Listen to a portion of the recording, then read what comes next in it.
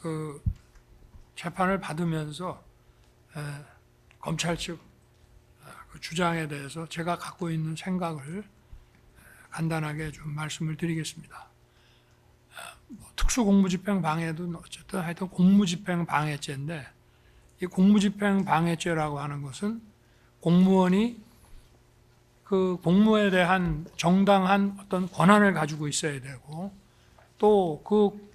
그 권한의 집행이 절차상 적법해야만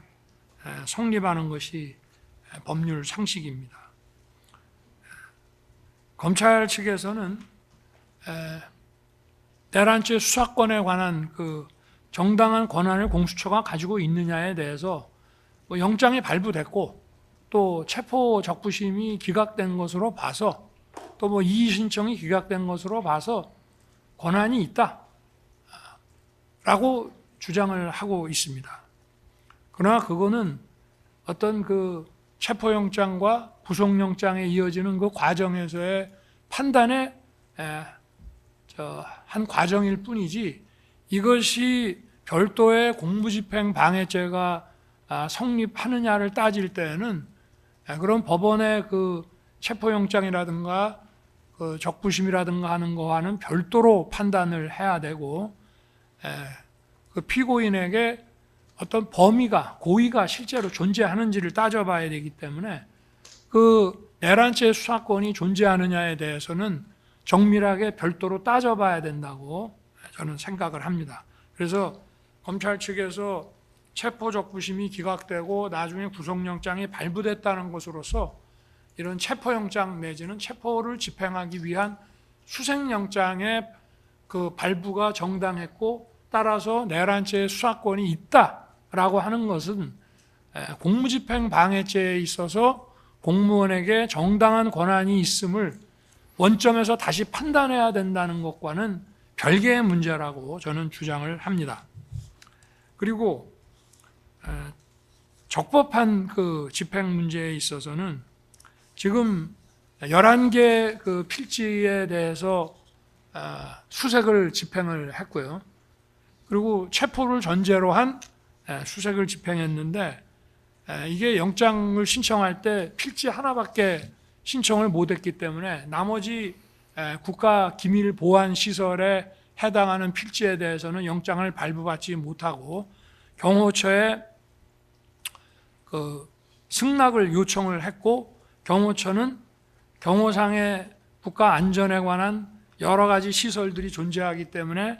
안 된다는 것과, 그 다음에 내란죄 수사권이 존재하지 않는다는 것이 참고돼서 여기에 대해서 정당하게 불승낙 조치를 했음에도 불구하고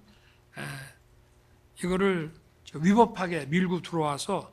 이 수색영장을 위법하게 집행을 했기 때문에 수색영장에 이은, 수색 집행에 이은 체포 집행도 다 적법 절차 위반으로 위법한 집행이 되고, 또 그에 따라서 발부받은 본 영장, 구속영장도 다 위법하다고 할 것입니다. 저희가 서부지법에서 이루어진 구속영장, 본 구속영장의 그 영장 구속 전 피의자 신문에서도 이런 내용을 주장을 했지만 뭐 받아들여지진 않았습니다. 그러나 그렇다고 해서 이것이 공무집행 방해죄를 성립시킬 정도의 어떤 그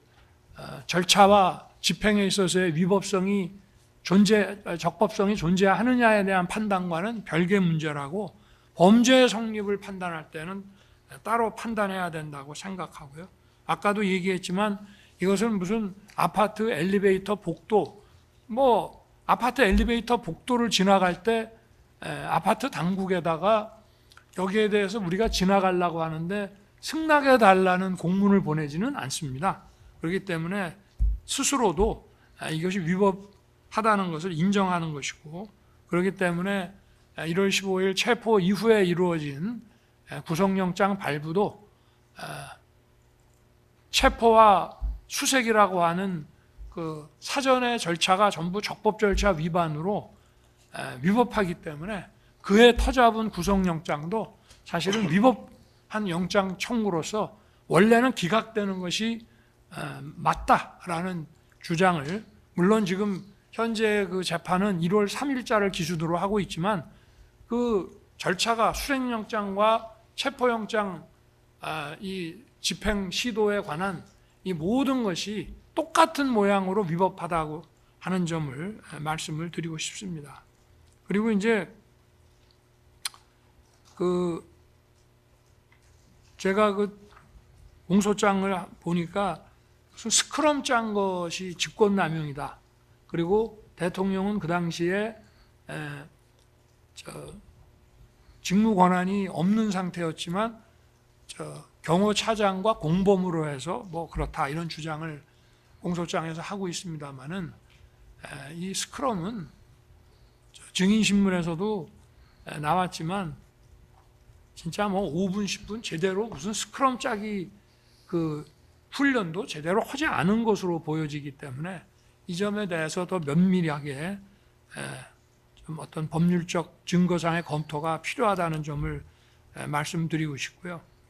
또 11일, 12일 그 부장단 오찬이 이런 대통령실에서의 아주 이례적인 것이고 이것이 위법한 부당한 어떤 그 영장 집행의 저지를 지시하기 위한 자리라고 주장을 합니다마는 이것이 과거에 이런 일이 없었다고 해서 이례적이라고 할 수는 없는 것이 저는 당시에 탄핵 소추가 되고 관저에서만 살고 있었고 그런 가운데에서는 고생하는 경호관들을 사실은 관저 그 만찬장에서 가능하다면은 부장뿐만이 아니라 일반 경호관까지 전부 한 끼 식사 대접 정도는 하는 것이 그거는 상식에 맞는 얘기이기 때문에 이것이 이례적이다라고 하는 것은 맞지 않습니다. 그리고 제가 이 계엄 전에도 그 가을경에 주말 체육 행사를 내부에서 했는데 그 주말에 나온 그 경호관들이 아마 한 50명 이상 됐을 텐데 그 관저 만찬장에서는 갑자기 이 식사 준비가 안 된다고 해가지고 이 경호관들을 전부 대동하고 한남동에 아주 큰 식당 하나를 풀로 예약을 해서 전 경호관들을 데리고 가서 저녁 식사를 한 적도 있습니다. 이런 것이 무슨 그럼 이것도 또 따지고 보면 나중에 무슨 계엄을 예상해가지고 경호관들을 다 잘해주기 위한 하나의 이런 거 아니었냐 그런 얘기를 하더라고요. 제가 여름 휴가 때 저는 대통령이 되면 골프를 안 치고 만약에 치게 되면 한 영광급 군인들하고만 치겠다라고 선거 때부터 마음을 먹고 있어서 제가 그동안은 골프채를 잡지를 않았습니다만은 여름 휴가 때 제가 해군 기지와 계룡대에서 중령급하고 부사관들 일부를 데리고 운동을 몇 차례 했는데 그것도 그 사람들이 다 가서 조사를 받았더군요. 이 계엄을 대비해서 한 것이 아니냐. 그러나 대통령이 영광급 장교들 또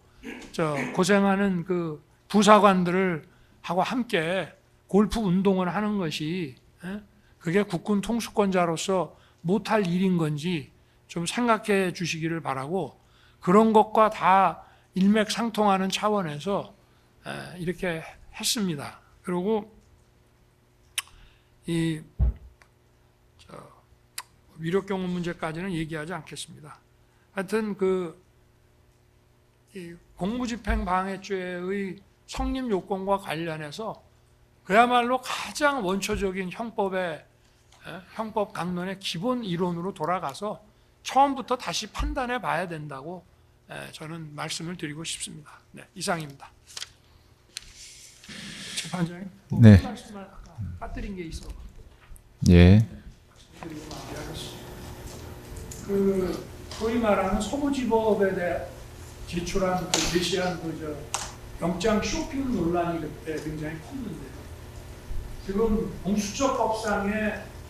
그 중앙지법 배타적인 중앙지법 관할에서 타 법원에도 관할권이 있다는 것은 공수처가 기소권이 있는 범죄에 대해서 중앙지법 이외에